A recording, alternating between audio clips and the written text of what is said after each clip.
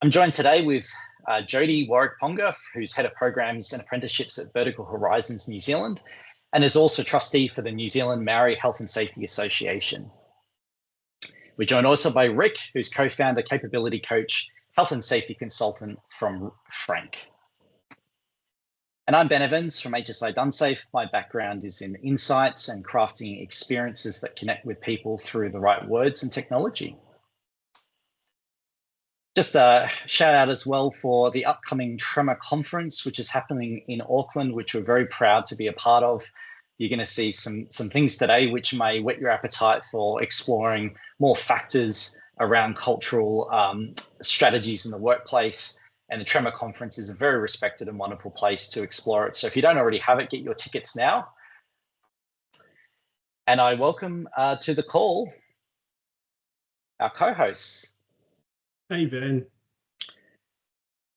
Hey, Rick and Jody. So our goals today, talking before, is to have a really good story-based exploration of this topic, but also to jump into practical things along the way, because it's certainly a subject that can, lose the terra firma a little bit for people who are looking to actually have a practical way of taking something into the workplace. So I'm looking forward to exploring it with you. So I guess just to start with, what are we talking about when we say cultural diversity? Let's just lay out the bookends of this subject a bit so we know what we're going to be going through.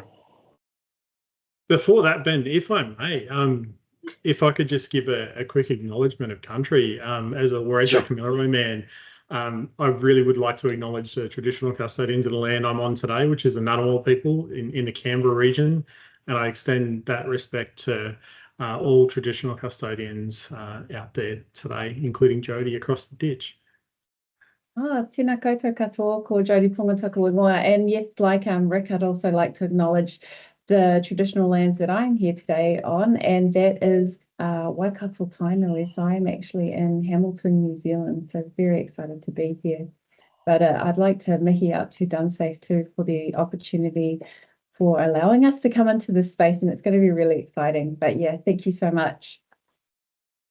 Right, and it's great to acknowledge all the cultures, and certainly everyone on the call and us as well work in regions which are culturally diverse by their nature.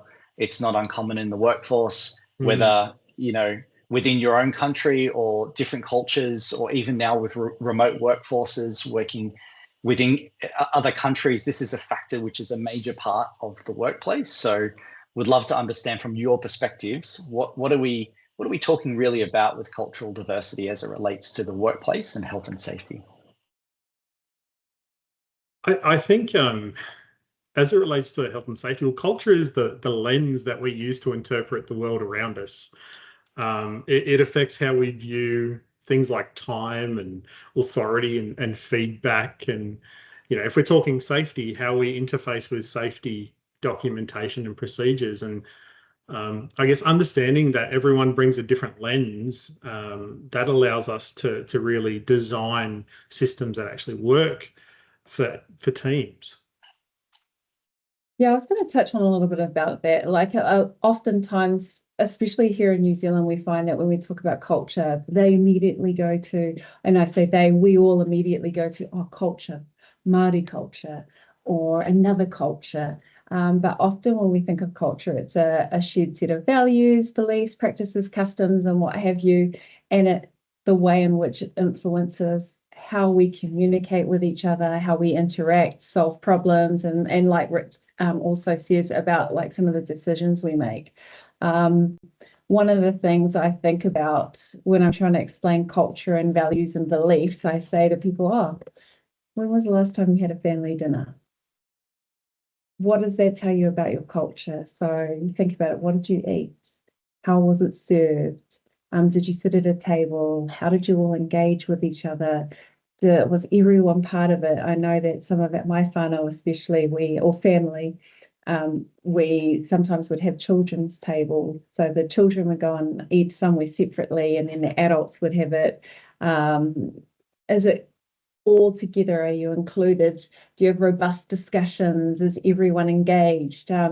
Those are ways that you can truly understand like what your culture is. What shared values do you have? And those can be really found when you have those family dinners together.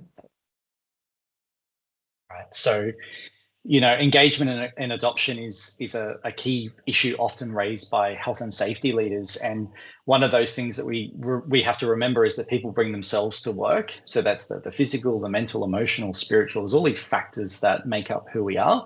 And when you come into the workplace, those things can clash with how things are done, the culture of the workplace, whether from the leader or the business has their identity and culture as well, as do people within workers within the business as well. So it's a tricky thing to navigate. But talking with Rick before, we were talking about this is not just necessarily a challenge, but it's a design opportunity. Yeah, absolutely, Ben. I think if you look at all of these things in isolation, if you look at all of these challenges as isolations, you know, every cultural aspect or every different part of everyone that they bring to work, if you look at them in isolation, it can be really overwhelming, particularly if you're a leader. You can be overwhelmed. What do I say? What don't I say? But I'd ask everyone out there to maybe consider it. It is a design challenge. It's how we navigate that challenge, right? Everyone loves a challenge. How do we challenge ourselves to kind of understand our own perspective and our own culture and our own inherent biases, and how do we apply what we can learn from other people? How do we challenge? It's not a barrier, it's a challenge. Sure. And with design challenges, you know, you approach them with curiosity, iteration, and intention. So design is a way of thinking about problems, and it's also, like you're saying, not seeing it as a separate initiative, but part of thoughtful design. When you're thinking about good work, good workplace design, this is another aspect of that design. And it brings to mind this desired path versus the planned path, which is our ideas about the workplace versus actually what may play out and how we interpret the meaning of deviation from our ideas about it. Is there anything you'd add to that? Absolutely. You know, this is the perfect example, particularly for, I guess, safety professionals on the call. And we look at, there's a well-established path, there's a well-worn track, and if I may say, that's the way we've always done things. But it's not until you actually step back and reflect and look at, well, that's not the way that things are always done, and that's not necessarily the way that things ought to keep being done.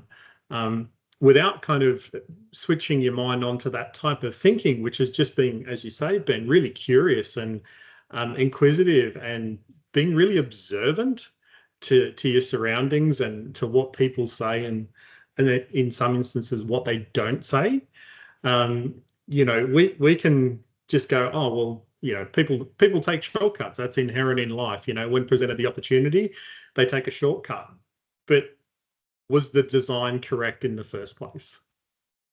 It's a perfect example of work imagined versus work done. Like they imagine this is the perfect. They'll meander down this area, and then we can direct them over here, and they'll look to the beautiful sunset or whatever it is. But really, they don't really care about the sunset. They just want to go straight to where they need to be. And it's definitely something like I love cultural curiosity. So we spoke a little bit about there. Well, why did they take that direct route? Was it because we thought that they'd like to look at the beautiful sunset? But the reality is that they wanted to go somewhere else. We should be asking more questions. One of the things that I thought about when we're looking at questions we might ask today was that whole cultural curiosity part. And it's more about a genuine desire to learn and understand about other people and what motivates them. And we're going to talk a little bit more about that later. But curiosity comes with really wanting to know, really wanting to understand, but being respectful at the same time, and not being like, oh, that's really weird. Oh, that's odd. It's more about that. That's really interesting. I'd like to know a little bit more. I tend to, one of my favorite go-tos is I love that. Can you just tell me a little bit more? That's probably one of my go-tos, and if I'm really wanting to be a little bit more curious about things. Yeah, I mean, anyone who's traveled knows that moment when you go to a new country and you're so surprised that things aren't exactly how you think, feel, experience, and it's all these unconscious biases that we just all bring through life. So it's useful. Quite jarring too, you know, a cultural shock. Like when you get off the plane and you go somewhere and it's like, it's very jarring. But then it's about toning down your initial reactions and then being curious about it. Sure. That's being great willing advice. to explore. Your first reaction might not be your best reaction. No, and I'm terrible. I have the worst facials. Like I'm going to look back on this with total regret, and I'll think, why did you, Jodie? Why did you just not sit still? I'm a terrible poker player as well. But it's about learning to tone some of that down in those initial reactions, and then instead of going through that mindset of like, "Whoa, this is shocking," kind of look at it like, "I wonder why that is." Yeah. There must be a reason for this, and asking some of those internal questions. How can I make this meeting more inclusive? Could we open this differently?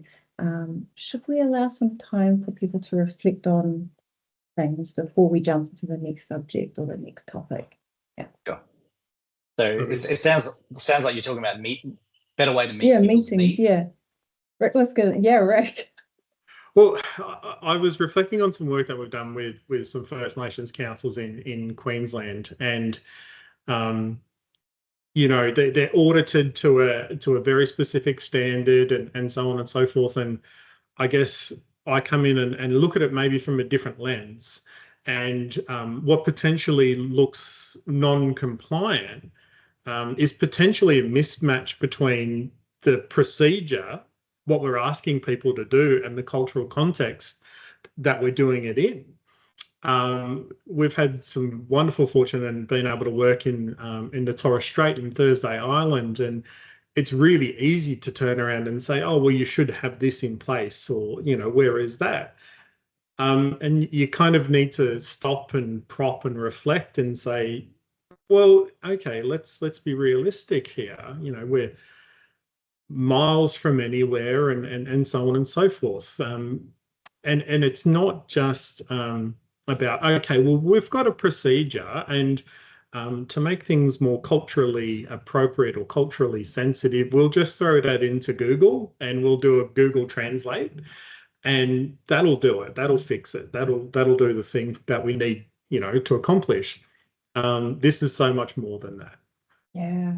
No, that's a really good example. I've seen some, because Māori is it's not an obscure language. It's a language that's not as common as French and German and things like that. So it's also a language that's very rich in metaphors.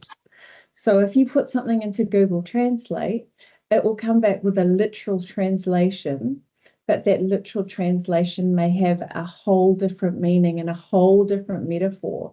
So Google Translate, it's great, but it doesn't always work in these languages that are rich in metaphor. I was actually having a little bit of a laugh to myself when you mentioned about those, they're audited to a specific standard and what have you. And I was thinking within my own workplace how we have, they're called program advisory groups. So you bring together these employers, and it's a time where they can feedback, and you do it like once or twice a year, and it ticks the box. And those sort of things have never really sat well with me, because they're like a one-off, and it's a quick session. It's like an hour long. Whereas I think of all the other ways that we engage and all the other ways that we capture feedback, those provide much more meaningful times for us to engage. The issue is that we're just not ticking a box and keeping a meeting minute to show it, but really we have such a diverse amount and a huge repository of feedback. We're just not recording it in the place which can be easily accessed. So there's multiple ways that we can do things. We just have to consider it. We have to think outside the box quite often. Sure.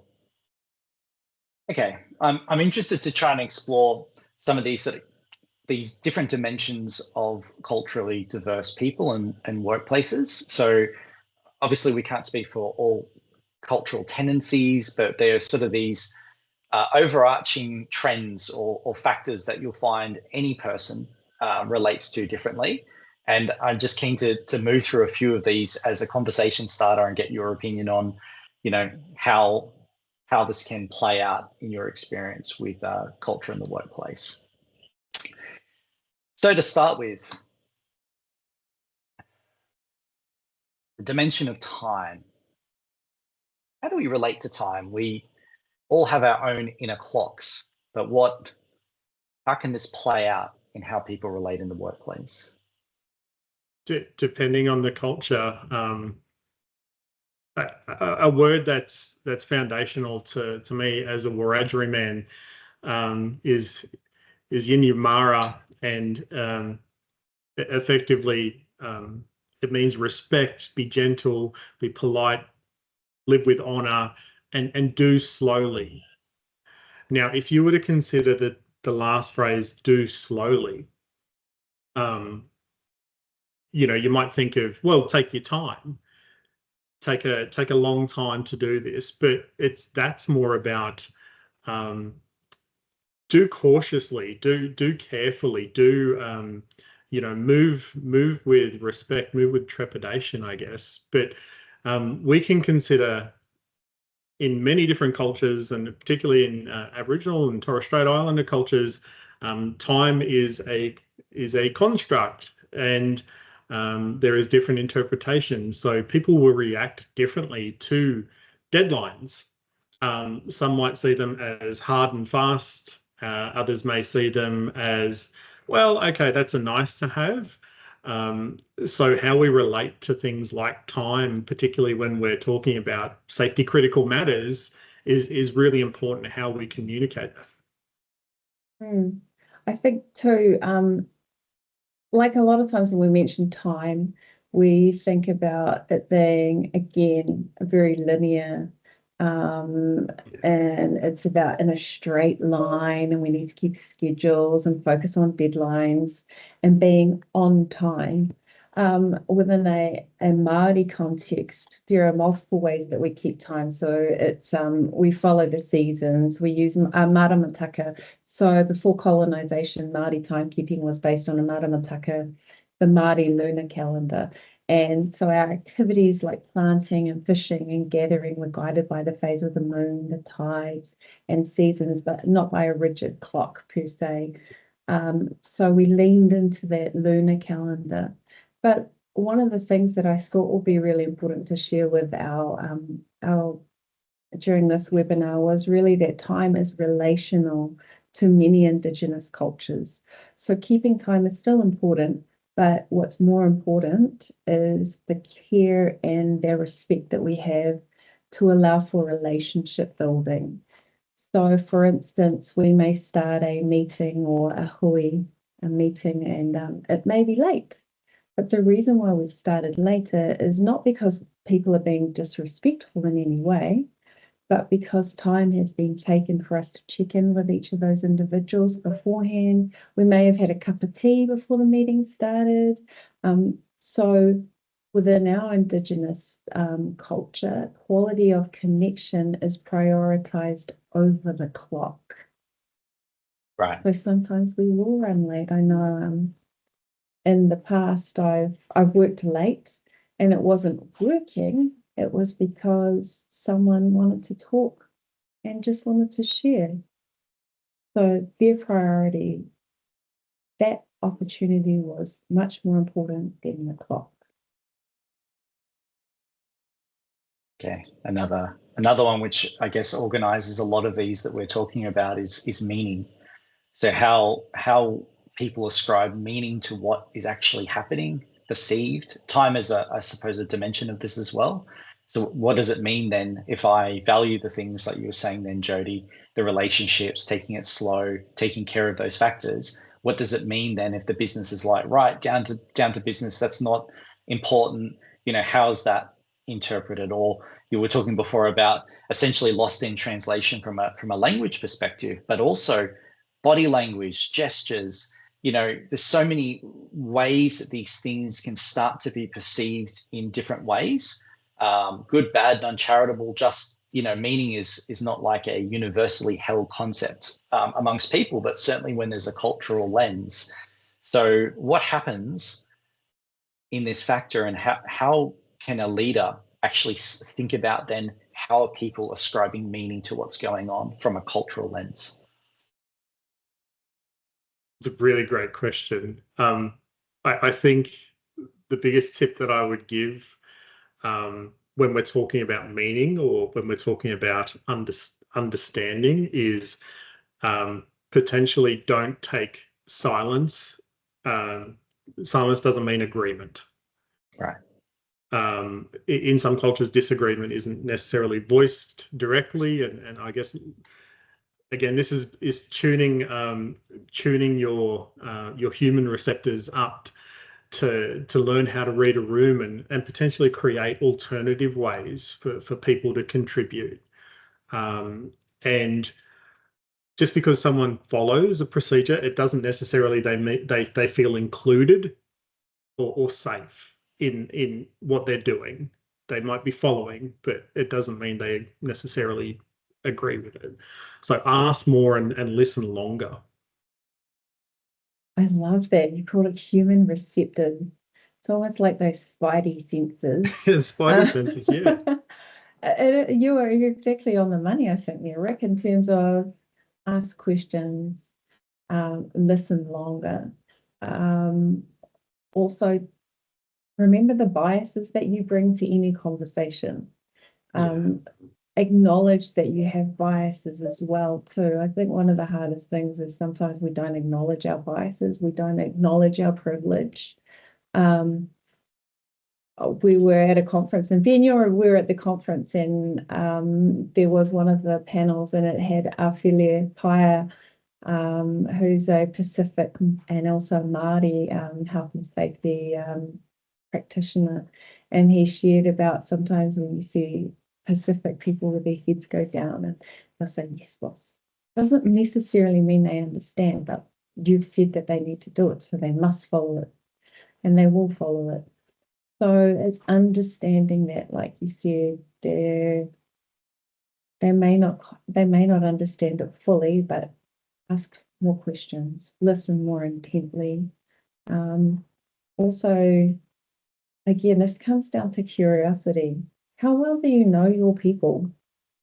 Do you know the individual and their family and their cultural and their values and their beliefs, so that you can truly be receptive to your spidey senses, in that sense, your human receptors? You have to really, you can't just think you know it all. You have to have some humility in it as well.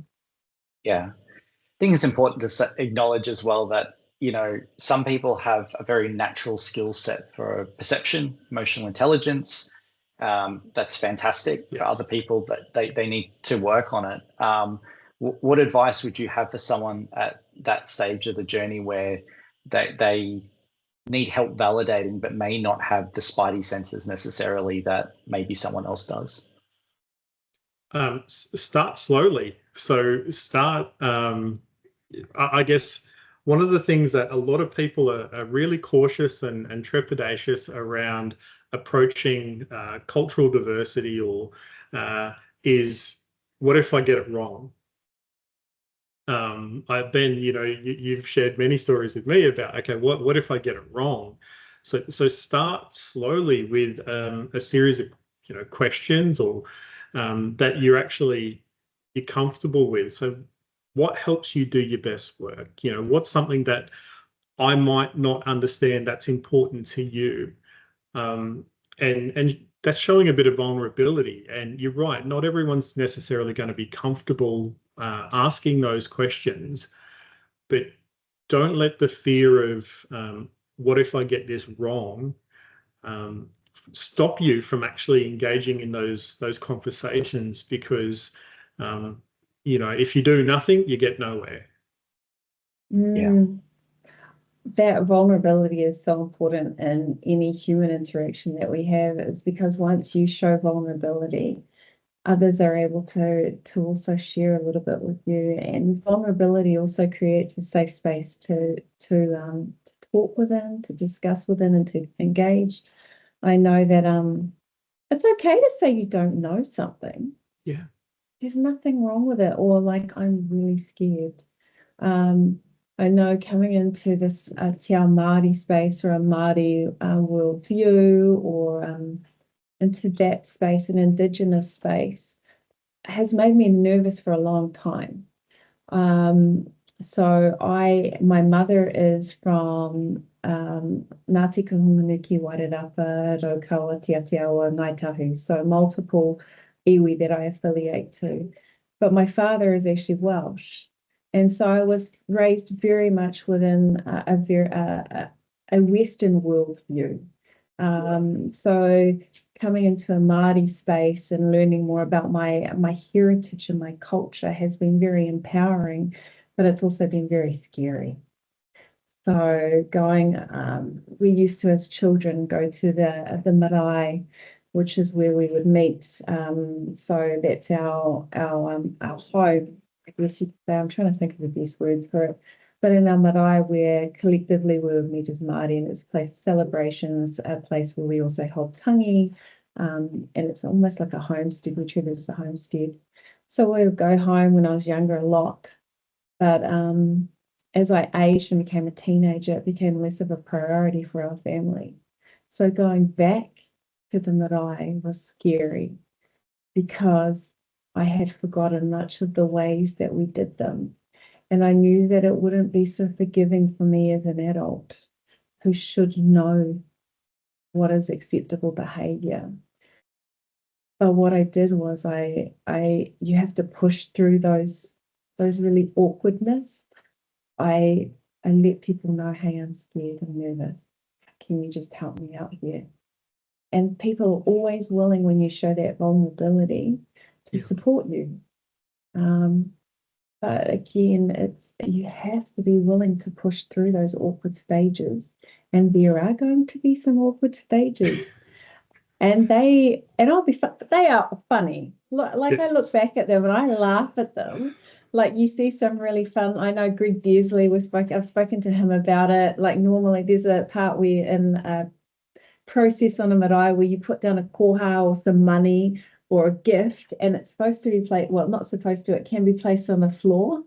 And he spoke about how the person took it out of his hand, and he's kind of got a shock, and it was like, oh, but that awkwardness, we laugh about it now because it's funny, but at the time it was like, oh, I did it all wrong. And I'm like, yes, it doesn't matter.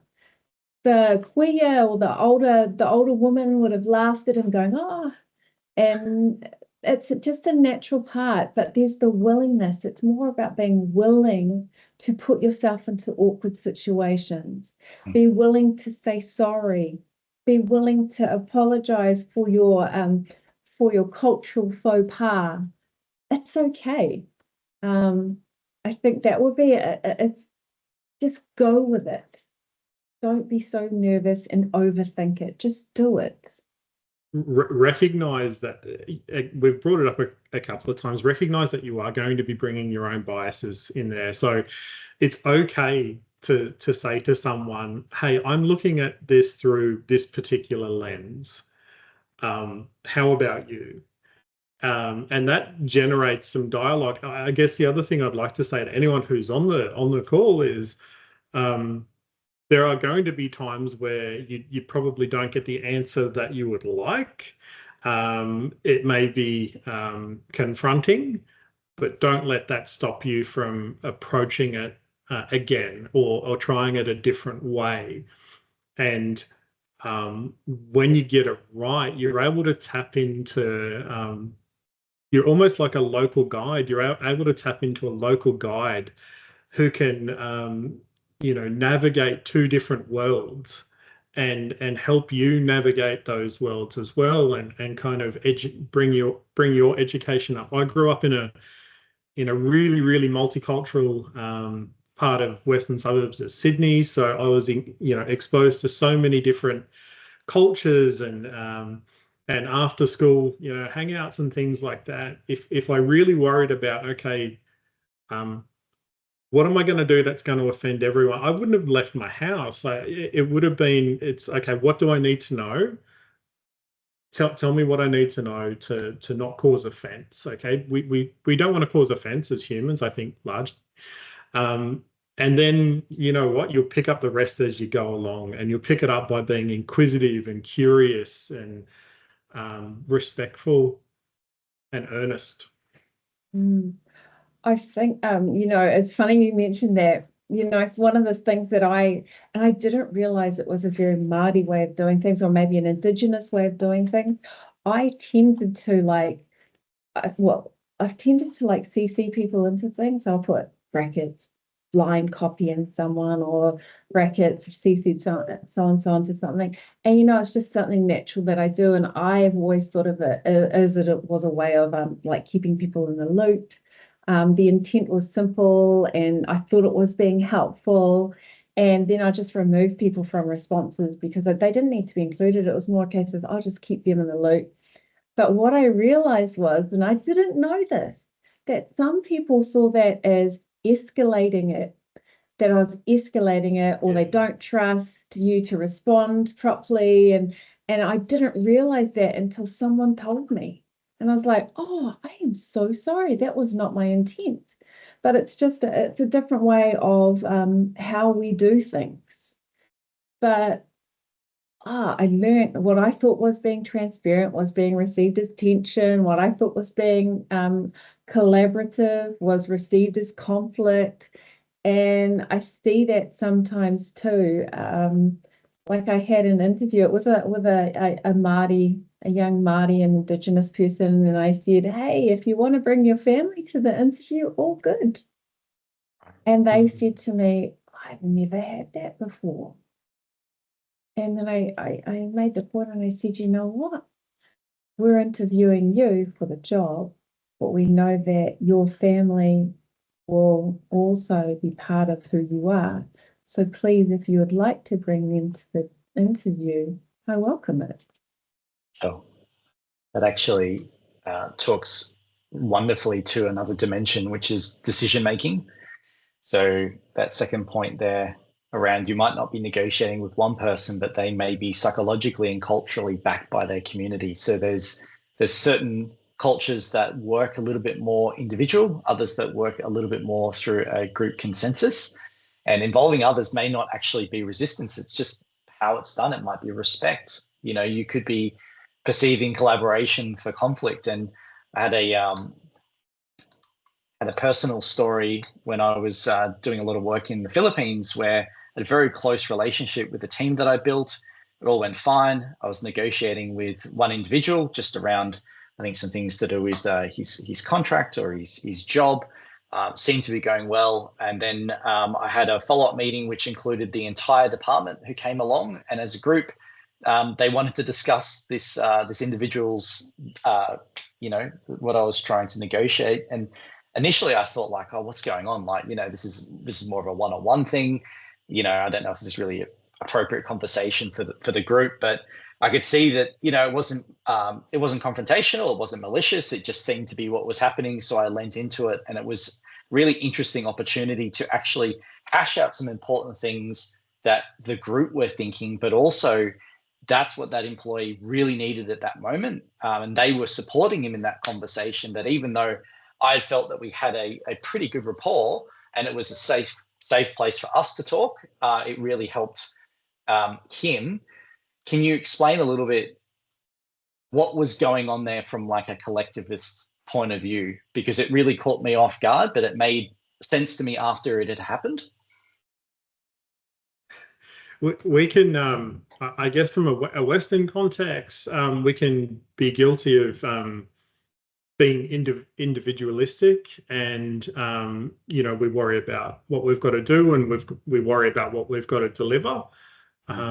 but when you're dealing with cultures that are collectivists and they might make decisions by consensus, or it could be, as Jody beautifully articulated, I might need to ask my parents about this, or I might need to speak to my wife about this, because this is a decision at work, but I bring my whole of myself to work, right? So this has broader impacts. And Ben, I guess for you, that probably would have been like really jarring. And hey, I thought things were going really well. Why did we need to copy in the whole world in this decision? But that's it. That's just how that particular culture is processing that information, or how they're engaging with that issue. It may be a supportive environment. It may be a, hey, we're here all together. But it could be really, really jarring for someone who is not used to that. And if you're, I guess, not prepared to stop and think about why that decision was made to respond like that, rather than just kind of going, what's going on here, guys? I thought we were great.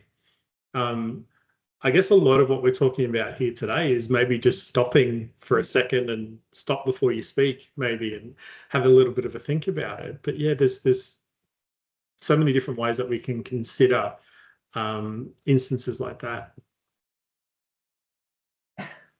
It's fascinating hearing, because you shared this with me before, and I was like, oh,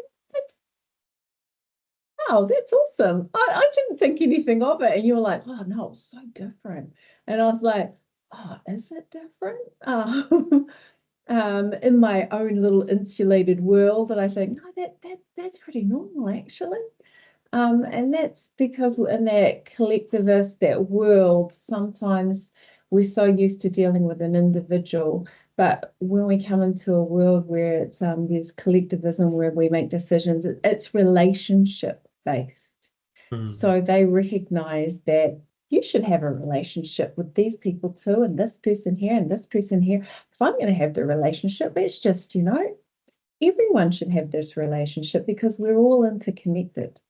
And that's what I think is the key to many cultures, is that we're all interconnected, and we have different values and motivations that help us understand the world, and also to interact with the world as well. So I loved it. How was it though? What did you end up doing, Ben? It was fine. I realized after the fact that had I gone a different way with that, I probably would have lost the locker room pretty quickly. I would have missed an opportunity to deal with some things that obviously they were all talking about as a group, and also just in terms of someone's psychological safety. That's kind of what they needed. And it's not, we have the concept of support people as well. It's not that foreign, but it just, when things upset the rhythm of what you're expecting in the workplace, particularly as a leader, where you'd like to feel like you got your finger on the pulse, you kind of in the flow of things, and just when you think you do, then you encounter this totally novel situation.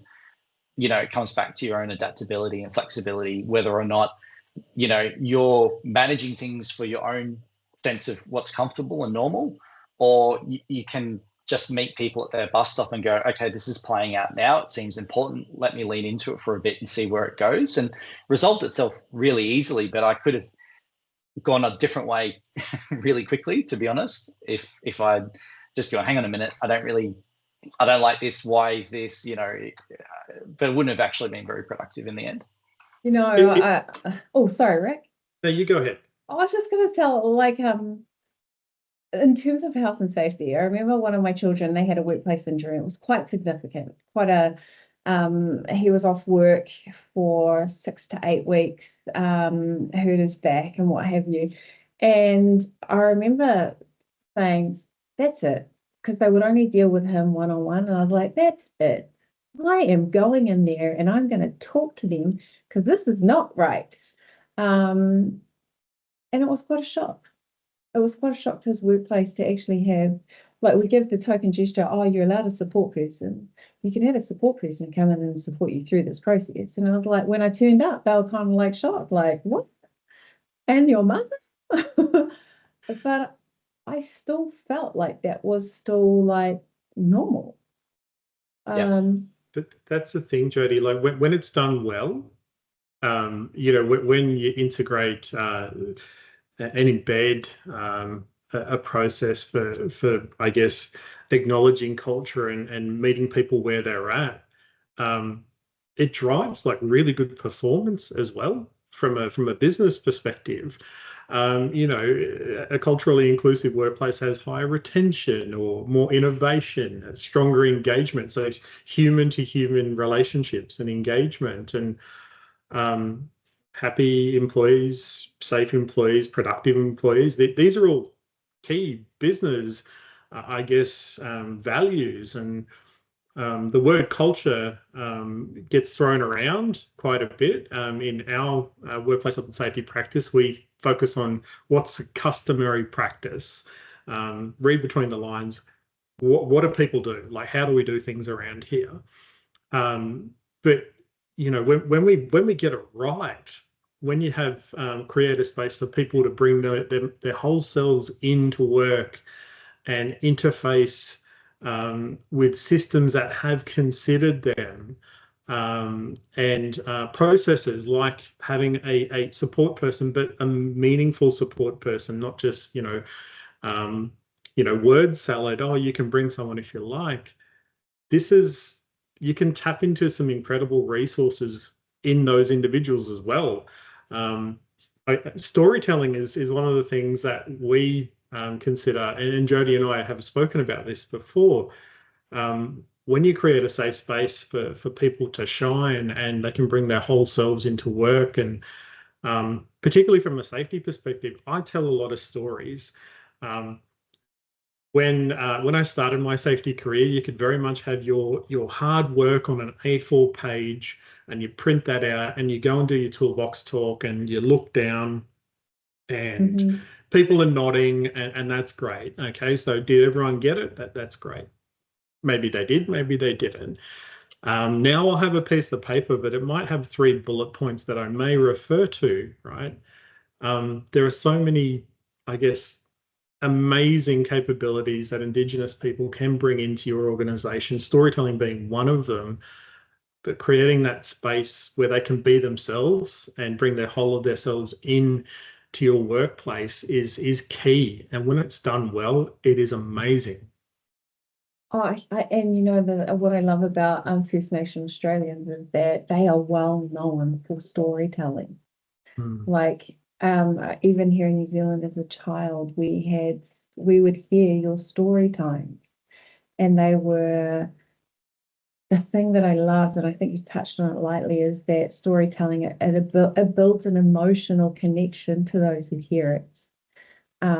It brings a cultural richness to a training that we may be doing, or a toolbox meeting, because storytelling isn't fluffy. It's actually a strategy that we can use to bridge gaps between the teams and the cultures, and it turns lived experience into a shared insight. And it sparks the kind of change that doesn't fade after that meeting, because they'll remember the story. In my previous roles, I was a trainer, an adult educator, and it was probably one of the driest subjects you can imagine, hazardous substances. I love hazardous substances because I have a whole lot of stories that I would tell, and that was the difference between, I think, how our students would retain the knowledge, because we would share the stories about hazardous substances. We brought life to case studies, and reports that we'd heard, and enforceable undertakings. We were able to tell the story and the journey that led to this. But what I love seeing now is sometimes I'll go on and I'll sit in on a training session, and I can hear those stories. And that's the power of a story, is that they're passed down from trainer to trainer to trainer. And even when I go into a workplace, I can see that they are still being passed on through the workplace. That's the power of a story.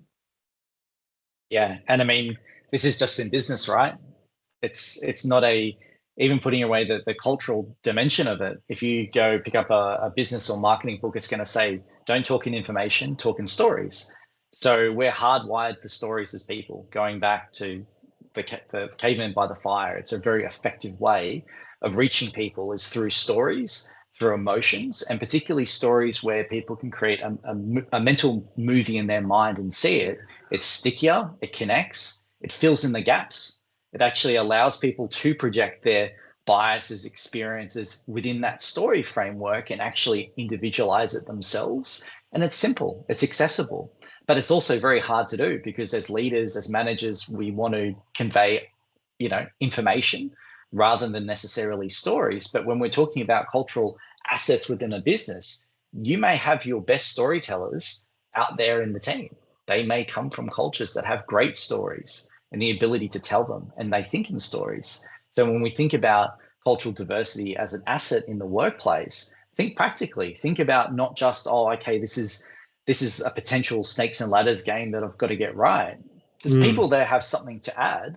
As you said before, Rick, with innovation, it's really just about diverse perspectives that you're always looking for, lifting and shifting things from one place to another. And having a culturally diverse workforce actually gives you a greater pool of perspectives to draw on if you know how to engage and draw it out. You may have your own inbuilt marketing team and you don't even know it yet. It's just how you interface and how you create that space. It does get harder, and I'd like to say it's fine, guys. Just try it. It'll be fine. It does get harder when you're dealing with remote workers, and that is difficult. That is you have less, I guess, informal cues and the risk of misunderstandings and so on and so forth. Also with respect to differences in camera use and things like that.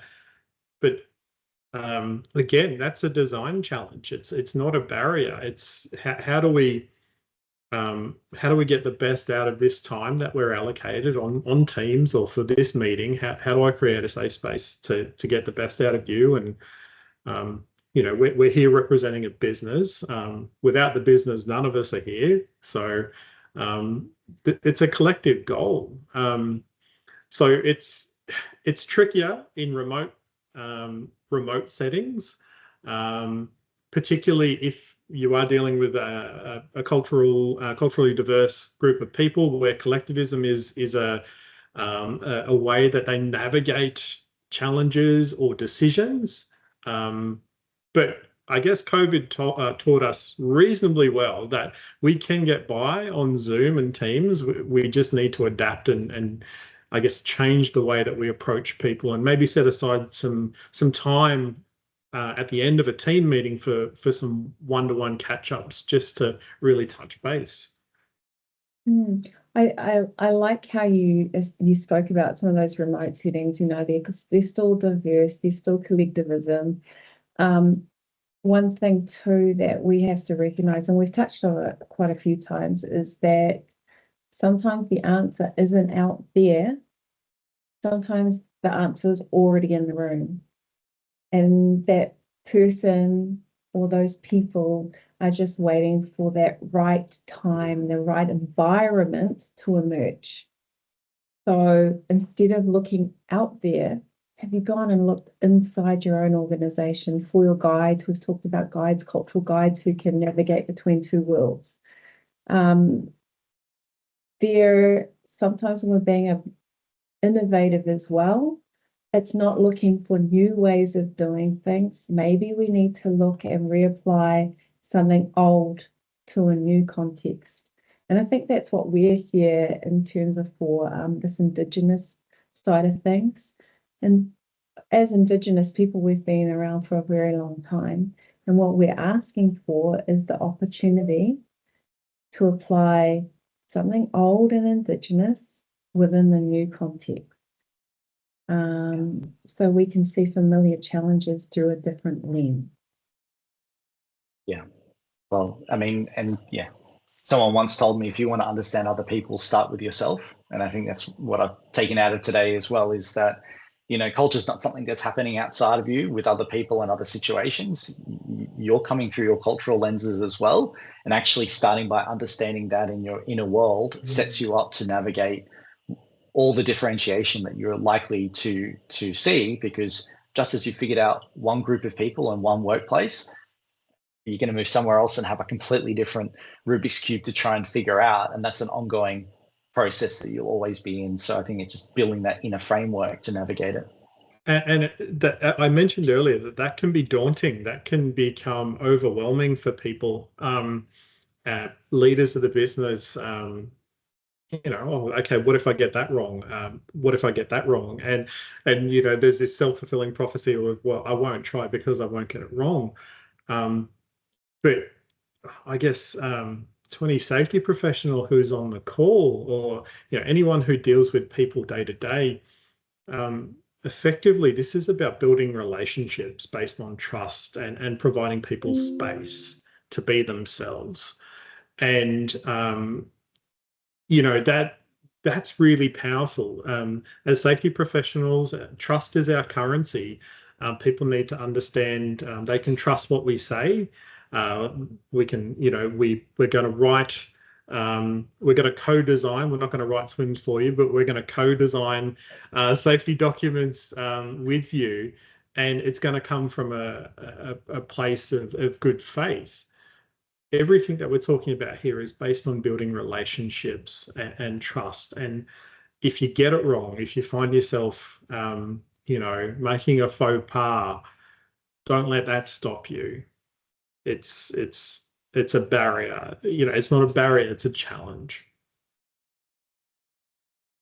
A couple of last month, I was talking to a group of health and safety professionals about just that, making faux pas. And one of the things that we talk about, and I'm sure everyone's familiar with the word taboo. So taboo is often mistaken for, originally it came from James Cook. So Captain James Cook, when he was going around, he kept hearing the word tapu, tapu, tapu, and it's quite common throughout the Pacific Islands. He misinterpreted it and thought they were saying taboo. And what he wrote in his journals was that taboo was something that was breaking, almost like it'll create bad voodoo on you, and it's like it's a scary place and things like that. But really what tapu, and within Māori and Pacific cultures, is intrinsic value. It's the intrinsic value that we place on people, places, and spaces. So tapu is more about how we want to protect those areas. So instead of us looking at preventing access, it's about protection of that asset. So one thing though with tapu is that tapu can be broken, but it's not broken for long, because there are ways that we can rebalance it and bring it back so that it still is tapu. So if you break a taboo, that's not the end of it. It's not a end social isolation or shame upon you or your family, because there are methods for us to bring it back into balance. So there is a restoration of tapu. So when we feel awkward or scared of this cultural faux pas that we've made, we can make amends. We can restore it back to what it once was. And I just want to put that out to those out there. There is always a restorative way and a process to restore tapu or taboo, and to acknowledge your wrongdoing, or not even wrongdoing, acknowledge that you didn't know, and then show humility. So I just wanted to touch on that a little bit. There's a restorative process in all things. Great stuff. We've run over exploring just the tip of the iceberg of this worthy subject. I'd like to thank my speakers, Rick Fox and Jody Warwick-Ponga. If you need actual help navigating the cultural dimension or any other aspect of your health and safety program, I encourage you to reach out to Rick, who will be tremendous help to you. Jody, the Tremor conference is coming up, and also if you'll get a t-shirt. Conference t-shirts. We always have conference t-shirts. I'm wearing one today. Shout out to SiteSafe, because they're our chief sponsor always. Love them. Great. And also, Jody helped us with a cultural gap analysis from Maori perspective as well at HSI Dunsec, which was very helpful. So if you're interested in exploring that as well, which may give you some practical tips on how to approach these factors in Australia or New Zealand, because we've got a tremendous Maori workforce here as well. I encourage you to do so. And also, if you need any help from us at HSI Dunsafe, we're in the software game of empowering and supporting health and safety leaders to navigate risk through the right data and technology. So if you have any questions or need any help with that, we'd be happy to get in touch and have a chat. So thank you again for everyone joining on the call today, and to our speakers, and look forward to talking to you on our next webinar. Thanks, We have Ben. to. Take care. How are you? Thank you.